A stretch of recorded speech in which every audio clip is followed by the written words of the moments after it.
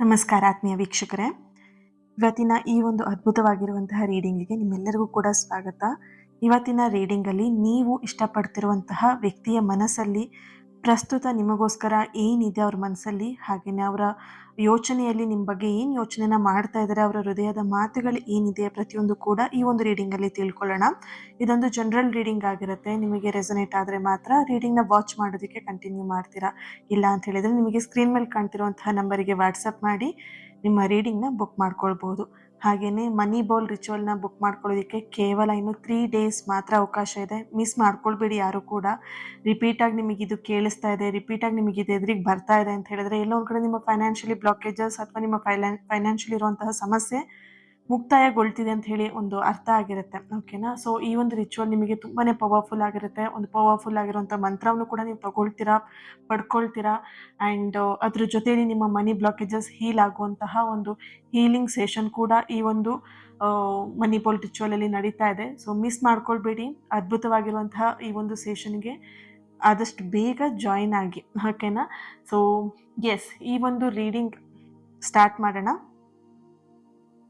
Reading start ಮಾಡೋದಕ್ಕೂ ಮುಂಚೆ ನಿಮ್ಮ ಎದುರಿಗೆ ಇಲ್ಲಿ 3 ಕಾರ್ಡ್ಗಳಿದೆ ಅಲ್ವಾ? ಒಂದು ಶಿವಲಿಂಗ, ಇನ್ನೊಂದು ಗಣೇಶನ ವಿಗ್ರಹ ಇದೆ, ಇನ್ನೊಂದು ಲಕ್ಷ್ಮೀ ದೇವಿ. ಯಾವುದು ನಿಮಗೆ ತುಂಬ ಅಟ್ರಾಕ್ಟ್ ಆಗ್ತಿದೆ ಅದನ್ನು ಚೂಸ್ ಮಾಡ್ಕೊಳ್ಳಿ. 1 ಸೆಕೆಂಡ್ ಕಣ್ಮುಚ್ಚಿ ನಿಮ್ಮ ಪರ್ಸನ್, ನಿಮ್ಮ ಇಷ್ಟದ ವ್ಯಕ್ತಿಯನ್ನು ನೀವು ಮನಸ್ಸಲ್ಲಿ ನೆನೆಸ್ಕೊಂಡು ನೆನಪು ಮಾಡಿಕೊಂಡು ನಿಮಗೆ ಯಾವ ಒಂದು ಫೈಲ್ ತುಂಬ ಅಟ್ರಾಕ್ಟ್ ಆಗ್ತಿದೆ ಅದನ್ನು ಆಯ್ಕೆ ಮಾಡ್ಕೊಳ್ಳಿ.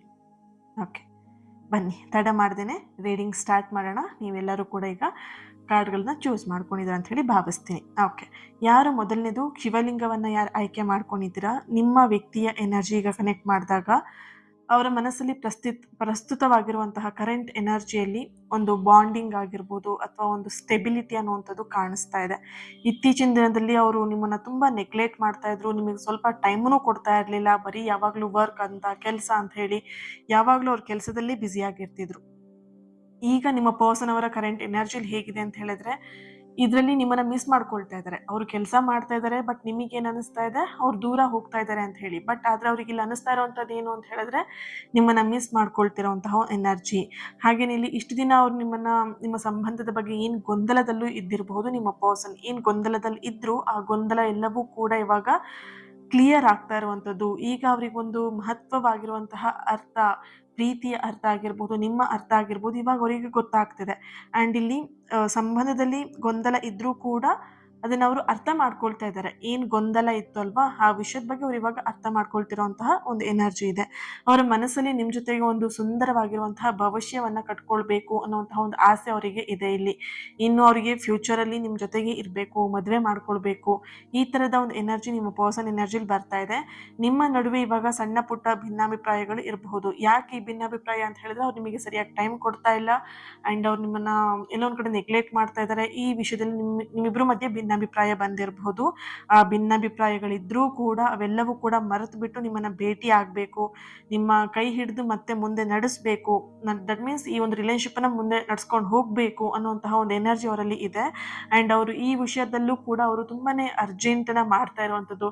ಅಂದರೆ ಆದಷ್ಟು ಬೇಗ ನಿಮ್ಮನ್ನು ಮದುವೆ ಮಾಡ್ಕೊಳ್ಬೇಕು ಅನ್ನುವಂತಹ ಒಂದು ಅರ್ಜೆಂಟ್ ಅವರಲ್ಲಿ ಎನರ್ಜಿ ಬರ್ತಾ ಇದೆ. ಆ್ಯಂಡ್ ನಿಮ್ಮ ನಗು ಆಗಿರ್ಬೋದು, ನಿಮ್ಮ ಮಾತುಗಳಾಗಿರ್ಬೋದು ಅವರ ಮನಸ್ಸಿಗೆ ಸದಾ ಒಂದು ಸಂತೋಷವನ್ನು ಕೊಡುತ್ತೆ, ನೆಮ್ಮದಿಯನ್ನು ಕೊಡ್ತಾರೆ. ಆ್ಯಂಡ್ ನಿಮ್ಮನ್ನು ಯಾವುದೇ ಕಾರಣಕ್ಕೂ ಕಳ್ಕೊಳ್ಳೋದಕ್ಕೆ ಅವರು ಇಷ್ಟಪಡೋದಿಲ್ಲ ಅನ್ನುವಂತಹ ಒಂದು ಎನರ್ಜಿ ಇಲ್ಲಿ ಬರ್ತಾ ಇದೆ. ಒಂದು ಪ್ರಸಿದ್ಧವಾಗಿರುವಂತಹ ಶಿಲ್ಪಿ ಕಲ್ಲಿನಲ್ಲಿ ಸುಂದರವಾಗಿರುವಂತಹ ಮೂರ್ತಿಯೊಂದನ್ನು ಕೆತ್ತಾ ಇರ್ತಾನೆ. ಅದನ್ನು ನೋಡಿದಂತಹ ಹಾದಿಯಲ್ಲಿ ಹೋಗ್ತಾ ಇರುವಂತಹ ಒಬ್ಬ ವ್ಯಕ್ತಿ ಏನು ಮಾಡ್ತಾನೆ, ಈ ಕಲ್ಲು ಇಷ್ಟು ಸುಂದರ ಮೂರ್ತಿ ಆಗೋದಕ್ಕೆ ಹೇಗೆ ಸಾಧ್ಯ ಆಯಿತು ಅಂತ ಹೇಳ್ಬಿಟ್ಟು ಕೇಳ್ತಾನೆ. ಅದಕ್ಕೆ ಆ ಶಿಲ್ಪಿ ಹೇಳ್ತಾನೆ, ನಾನು ಹೊಸದಾಗಿ ಏನೂ ಮಾಡಲಿಲ್ಲ ಇದಕ್ಕೆ. ಆ ಕಲ್ಲಲ್ಲಿ ಏನಿತ್ತಲ್ವ, ಬೇಡದೇ ಇರುವಂತಹ ಒಂದು ಭಾಗಗಳೆಲ್ಲ ಏನಿತ್ತು ಅದನ್ನು ಚೂರು ಚೂರಾಗಿ ತೆಗೆದು ಹಾಕ್ತಾ ಬಂದೆ ಅಷ್ಟೇನೆ ಮಾಡಿದ್ದಕ್ಕೆ ಈ ಒಂದು ಕಲ್ಲು ಇಷ್ಟು ಸುಂದರವಾಗಿರುವಂತಹ ರೂಪವನ್ನು ತನ್ನಷ್ಟಕ್ಕೆ ತಾನೇ ತಗೊಂಡಿದೆ ಅನ್ನೋದು ಹೇಳ್ಬಿಟ್ಟು ಆ ಒಂದು ಶಿಲ್ಪಿ ಹೇಳ್ತಾನೆ. ಅದೇ ರೀತಿಯಾಗಿ ಇಲ್ಲಿ ನಿಮ್ಮ ರಿಲೇಶನ್ಶಿಪ್ಪಲ್ಲಿ ನೀವಿಬ್ಬರು ಕೂಡ ಪರಿಪೂರ್ಣ ಆಗಲೇಬೇಕು ಅಂತ ಇಲ್ಲಿ ಏನೂ ಇಲ್ಲ. ಓಕೆನಾ? ಒಬ್ಬರಿಗೊಬ್ಬರು ಹೊಂದ್ಕೊಳ್ತಾ ಒಬ್ರನ್ನೊಬ್ರನ್ನ ಅರ್ಥ ಮಾಡ್ಕೊಳ್ತಾ ಮುಂದೆ ಸಾಗ್ತಾ ಹೋದರೆ ನಿಮ್ಮೊಳಗಿರುವಂಥ ಅಹಂಕಾರ ಆಗಿರ್ಬೋದು, ಒಂದಷ್ಟು ಮಿಸ್ಅಂಡರ್ಸ್ಟ್ಯಾಂಡಿಂಗ್ ಇರ್ಬೋದು, ತನ್ನಷ್ಟಕ್ಕೆ ತಾನಾಗಿ ದೂರ ಆಗ್ತಾ ಹೋಗುತ್ತೆ. ಪ್ರೀತಿ ಎಂಬಂಥ ಒಂದು ಸುಂದರವಾಗಿಂಥ ಮೂರ್ತಿ ಏನಿದೆ ನಿಮ್ಮ ಬದುಕಲ್ಲಿ ತಾನಾಗಿ ತಾನೇ ಅನಾವರಣಗೊಳ್ಳೋದಕ್ಕೆ ಶುರು ಆಗುತ್ತೆ. ಯಾವುದೇ ಕಾರಣಕ್ಕೂ ನೀವು ಧೃತಿಗೆಡದೇನೆ ನಿಮ್ಮ ಪ್ರೀತಿ ಮೇಲೆ ನಂಬಿಕೆನ ಇಡಿ, ಭದ್ರತೆಯನ್ನು ನೀವು ಆದಷ್ಟು ಕಾಪಾಡ್ಕೊಳ್ಳಿ. ಓಕೆ, ಸೊ ಯಾರು ಈ ಒಂದು ಶಿವಲಿಂಗವನ್ನು ಆಯ್ಕೆ ಮಾಡ್ಕೊಂಡಿದ್ದೀರಾ ನೀವು ಕಮೆಂಟಲ್ಲಿ ತಿಳಿಸ್ತೀರಾ ಸೋಲ್ ಕನೆಕ್ಷನ್ ಅಂತ ಹೇಳ್ಬಿಟ್ಟು ರೆಡ್ ಹಾರ್ಟ್ ಮಾರ್ಕ್ ಹಾಕಿ ಎನರ್ಜಿನ ರಿಸೀವ್ ಮಾಡ್ಕೊಳ್ಳಿ. ಹಾಗೆಯೇ ಎರಡನೇ ಪೈಲ್ ಯಾರು ಗಣೇಶನನ್ನು ಆಯ್ಕೆ ಮಾಡ್ಕೊಂಡಿದ್ದೀರಾ, ಗಣೇಶ ಭಕ್ತರಿರಬಹುದು ನೀವು, ಹಾಗಾಗಿ ಈ ಗಣೇಶನನ್ನು ಆಯ್ಕೆ ಮಾಡ್ಕೊಂಡಿದ್ದೀರಾ ಅಥವಾ ನಿಮ್ಮ ಇಷ್ಟ ದೇವರು ಕೂಡ ಆಗಿರಬಹುದು, ಇಟ್ಸ್ ಓಕೆ. ಇಲ್ಲಿ ನಿಮ್ಮ ಪರ್ಸನ್ ಎನರ್ಜಿ ಕನೆಕ್ಟ್ ಮಾಡಿದಾಗ ನಿಮ್ಮ ವ್ಯಕ್ತಿ ಸದ್ಯಕ್ಕೆ ಈಗ ನೋ ಕಾಂಟ್ಯಾಕ್ಟ್ ಅಥವಾ ದೂರ ಇರುವಂತಹ ಒಂದು ಎನರ್ಜಿ ಇಲ್ಲಿ ಬರ್ತಿದೆ, ನಿಮ್ಮಿಂದ ದೂರ ಇದ್ದಾರೆ and no contact situation and distance energy ಇಲ್ಲಿ ಬರ್ತಾ ಇದೆ. ಪರಿಸ್ಥಿತಿಯಿಂದ ತೀವ್ರವಾಗಿರುವಂತಹ ಒಂದು ಪಶ್ಚಾತ್ತಾಪದಲ್ಲೂ ಕೂಡ ಇದ್ದಾರೆ. ಈ ಒಂದು ನೋ ಕಾಂಟ್ಯಾಕ್ಟು, ಈ ಒಂದು ದೂರದಲ್ಲಿರುವಂಥದ್ದು ಅವರಿಗೆ ಇಲ್ಲೊಂದು ಕಡೆ ಪಶ್ಚಾತ್ತಾಪ ಕಾಡ್ತಾ ಇದೆ.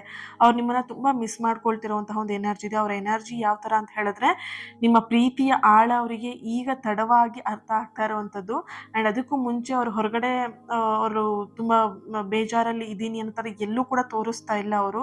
ಅವರಿಗೆ ಏನೂ ಬೇಜಾರಿಲ್ಲ ಲೈಫಲ್ಲಿ, ತುಂಬ ಚೆನ್ನಾಗಿದ್ದೀನಿ, ಹ್ಯಾಪಿಯಾಗಿದ್ದೀನಿ ಅಂತ ಹೇಳಿ ಎಲ್ಲೊಂದು ಕಡೆ ನಟನೆ ಮಾಡ್ತಾ ಇರುವಂಥದ್ದು ಬೇರೆಯವ್ರ ಎದುರಿಗೆ ಕಾಣಿಸ್ತಾ ಇದೆ. ಆದರೆ ಅವ್ರ ಮನಸ್ಸೊಳಗಡೆ ನಿಮ್ಮ ನೆನಪಾಗಿರ್ಬೋದು, ನಿಮ್ಮ ಒಂದು ನಗು ಆಗಿರ್ಬೋದು ಅವರಿಗೆ ಪದೇ ಪದೇ ಕಾಡ್ತಾ ಇದೆ.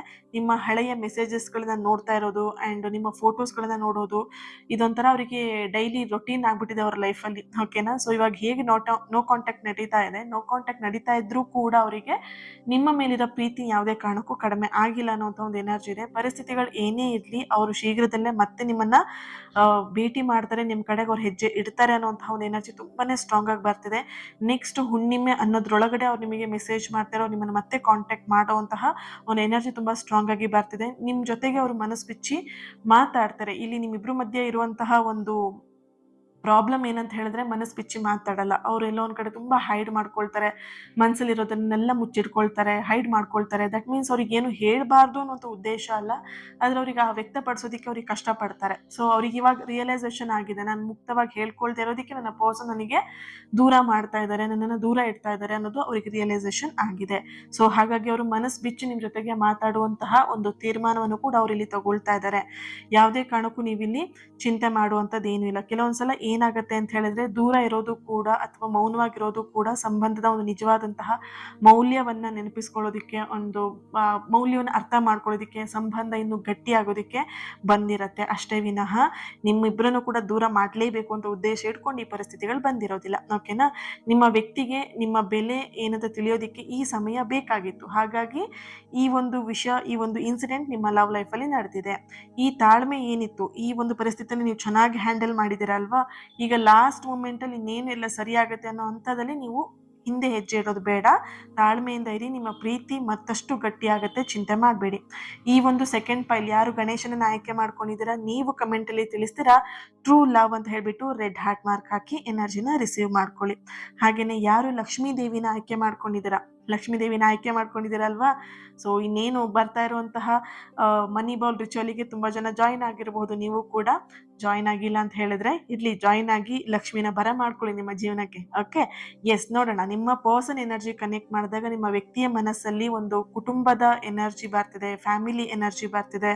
ಹಾಗೆ ಎಲ್ಲೊಂದು ಕಡೆ ಸೋಷಿಯಲ್ ಅಂದರೆ ಹೊರಗಡೆ ಸಮಾಜಕ್ಕೆ ಎಲ್ಲೊಂದು ಕಡೆ ನಿಮ್ಮ ಪರ್ಸನ್ ಭಯ ಪಡ್ತಾ ಇರುವಂಥದ್ದು, ಈ ಎರಡರ ವಿಷಯದಲ್ಲಿ ನಿಮ್ಮ ಪರ್ಸನ್ ಸಿಗಾಕೊಂಡಿದ್ದಾರೆ. ಅಂದರೆ ನಿಮ್ಮ ಪ್ರೀತಿ ವಿಷಯನ ಮನೇಲಿ ಹೇಳ್ಕೊಳ್ಳೋದಕ್ಕೂ ಆಗ್ದೇ, ಈ ಕಡೆ ಸೋಷಿಯಲ್ ಸಮಾಜದಲ್ಲೂ ಕೂಡ ಎದುರಿಸೋದಕ್ಕಾಗ್ದೇ ಕಷ್ಟಪಡ್ತಿದ್ರೆ. ಈ ಒಂದು ಪ್ರೀತಿ ಹೇಗಾಗಿದೆ ಅಂತ ಹೇಳಿದ್ರೆ ವಯಸ್ಸಿನ ಅಂತರ ಕಾಣಿಸ್ತಿದೆ, ಜಾತಿಯ ಬೇರೆ ಜಾತಿ ಇರುವಂಥದ್ದು ಕಾಣಿಸ್ತಿದೆ. ಹಾಗೆಯೇ ಇಲ್ಲಿ ಜಾತಿ ಮತ ಅನ್ನೋದಕ್ಕಿಂತ ಹೆಚ್ಚಾಗಿ ನಿಮ್ಮಿಬ್ರಿಗೂ ಎಲ್ಲೋ ಒಂದು ಕಡೆ ಇದು ಸೆಕೆಂಡ್ ಮ್ಯಾರೇಜ್, ಕೆಲವೊಬ್ಬರಿಗೆ ಇದು ಮೂರನೇ ಮದುವೆ ಕೂಡ ಆಗಿರುವಂತಹ ಸಾಧ್ಯತೆಗಳು ಹೆಚ್ಚಾಗಿ ಕಾಣಿಸ್ತಾ ಇದೆ. ಹಾಗಾಗಿ ಇಲ್ಲೆಲ್ಲೋ ಒಂದು ಕಡೆ ಕುಟುಂಬದವರು ಇದಕ್ಕೆ ಅಪೋಸ್ ಮಾಡ್ತಿರೋದು, ಬೇಡ ನನಗೆ ಈ ಮದುವೆನ ನೀನು ಮಾಡ್ಕೊಳ್ಬೇಡ ಅನ್ನೋವಂಥದ್ದು ಅವ್ರ ಕುಟುಂಬದಿಂದ ಬರ್ತಿರೋದು.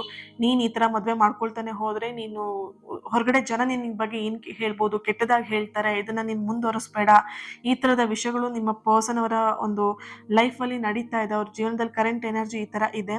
ಹಾಗಾಗಿ ಇಲ್ಲಿ ಎಲ್ಲೋ ಒಂದು ಕಡೆ ನಿಮ್ಮನ್ನು ತನ್ನದಾಗಿಸ್ಕೊಳ್ಬೇಕು ಅನ್ನೋಂಥ ಆಸೆ ಇದ್ದರೂ ಕೂಡ ಎಲ್ಲೋ ಒಂದು ಕಡೆ ಅದನ್ನು ಆಸೆನ ಬದಿಗಿಡ್ತಾ ಇರುವಂತಹ ಒಂದು ಎನರ್ಜಿ ಇದೆ.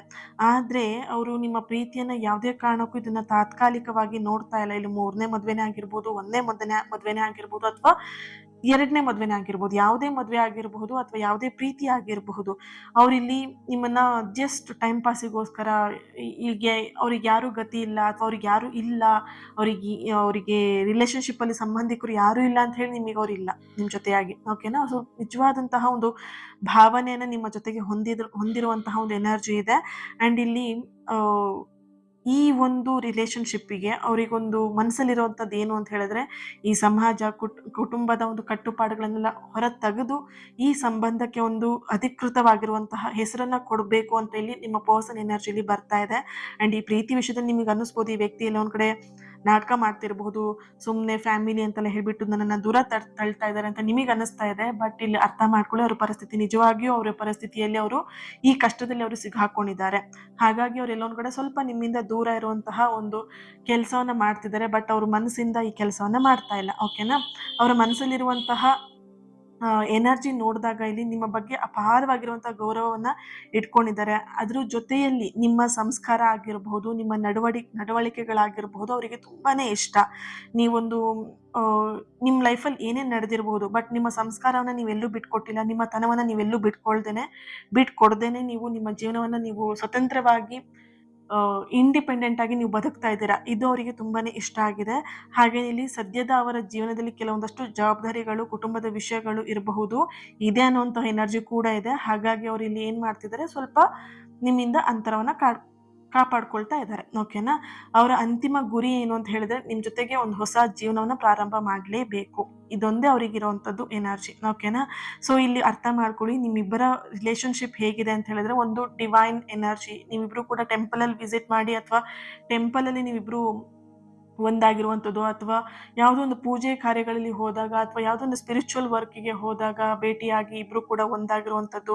ಆ್ಯಂಡ್ ಫ್ರೆಂಡ್ಶಿಪ್ ಅಂತ ಸ್ಟಾರ್ಟ್ ಆಗಿ ಎಲ್ಲೊಂದು ಕಡೆ ಅದು ರಿಲೇಶನ್ಶಿಪ್ಪಿಗೆ ಟರ್ನ್ ಆಗಿರುವಂತಹ ಒಂದು ಎನರ್ಜಿ ಇದೆ.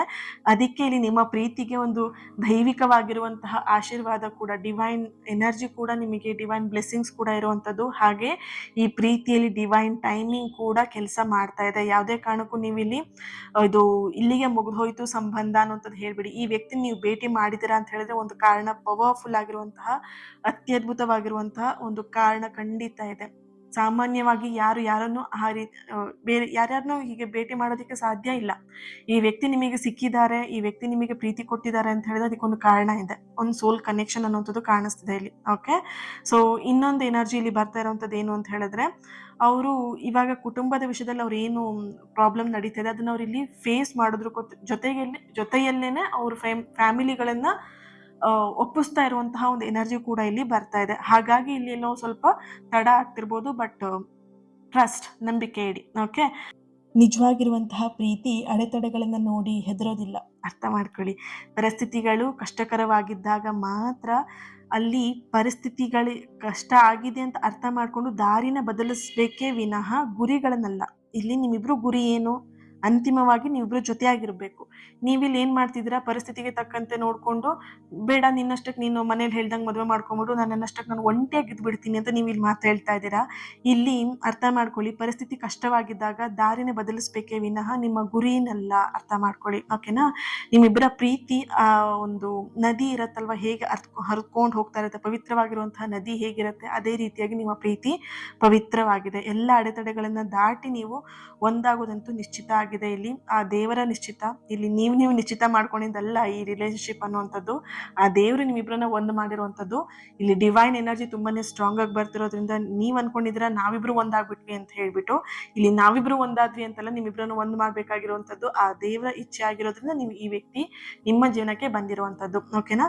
ಸೊ ಈ ಒಂದು ಯಾರು ಲಕ್ಷ್ಮೀ ದೇವಿನ ಆಯ್ಕೆ ಮಾಡ್ಕೊಂಡಿದ್ದೀರಾ, ನೀವು ಕಮೆಂಟ್ ಅಲ್ಲಿ ತಿಳಿಸ್ತೀರಾ ಡೆಸ್ಟಿನಿ ಅಂತ ಹೇಳ್ಬಿಟ್ಟು ರೆಡ್ ಹಾರ್ಟ್ ಮಾರ್ಕ್ ಹಾಕ್ಬಿಟ್ಟು ಎನರ್ಜಿನ ರಿಸೀವ್ ಮಾಡ್ಕೊಳ್ಳಿ.